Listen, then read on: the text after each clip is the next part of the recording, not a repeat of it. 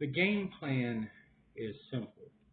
Uh, it's a plan to raise money and raise awareness in communities so that we can all pitch in to help our struggling family members or struggling citizens in society. Something I believe that God would want. So what I did was I wrote two versions of the same message, which is how to change the way that we talk to people and to try to build their confidence with the way that we appreciate them. Something that I learned from our mayor in Waynesville, Ohio, Charlie Sanders. He was a very mannered man, and he was very gracious, and he taught that to me, and I got to use it over a 30-year career in customer service to a point to where I'm widely recognized between Cincinnati and Dayton. When I go places, people always know that they know me, but they can't remember where. And it's probably from your local gas stations. I've worked for them all. I've seen a lot of people, and I've learned a lot of things from them. And one of the things that I learned is people want to help, but they have a hard time trusting. So these books that I wrote are free. And all you have to do is print them off. They're 30 pages, I think. You can staple them together. And you can have children's book drives. You can have churches' book drives. Or you can simply use them at your business and sell them for $5 each. And you can use it for any cause that you wish. And I would ask that you give some thought to the redcross.org and als.org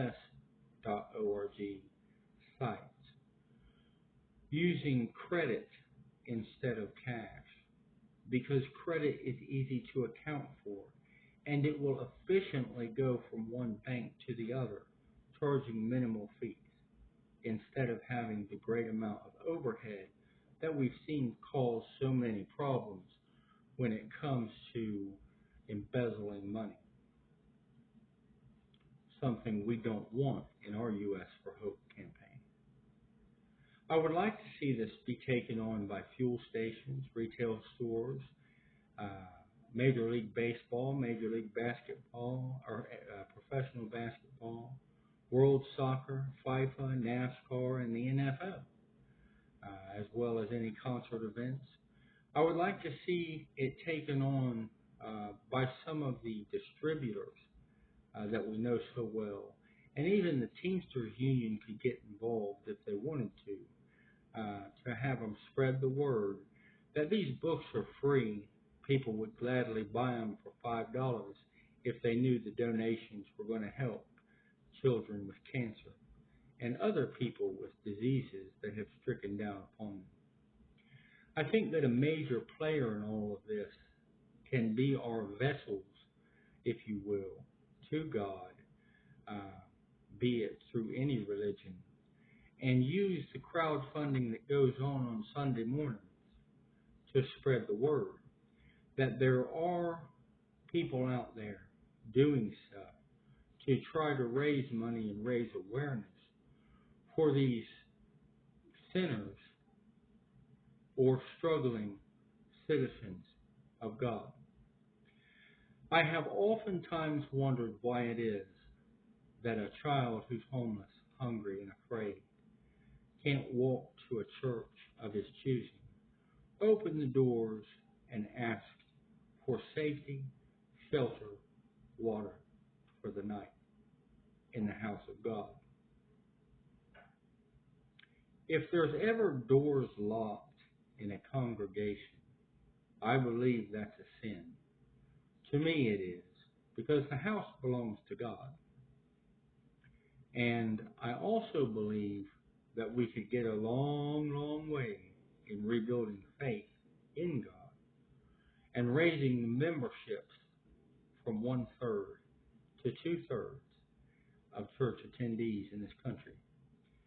If we would make clear the tithes and the finances of God's house, and by doing that, you can do simple math.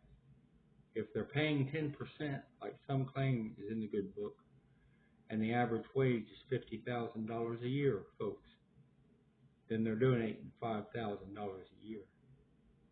And if you have 100 people who are following the good book in your church, that's $500,000 a year for a property that's probably already owned. And then you take a look at what the ledgers say, or the receipts say, that the $500,000 went for last year. And you see if there's close to $450,000 donated to causes like ALS, cancer, lupus, many other diseases out there, or at least used for rebuilding destroyed communities, even if they're overseas.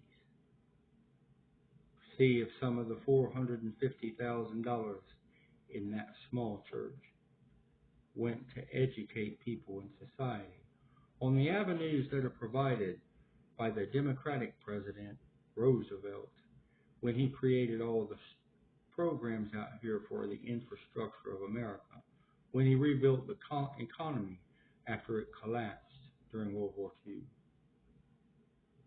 $450,000 for 100 working Christians.